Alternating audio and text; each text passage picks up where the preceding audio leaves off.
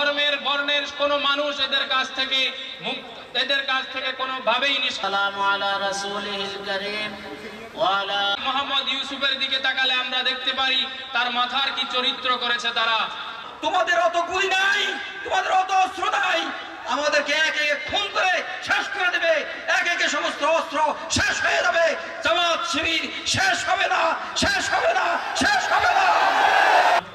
ওই বিএনপিও আমার যখন আমি হয়েছে এই জন্য আমি যে সম্মানটুকু পেতেছি।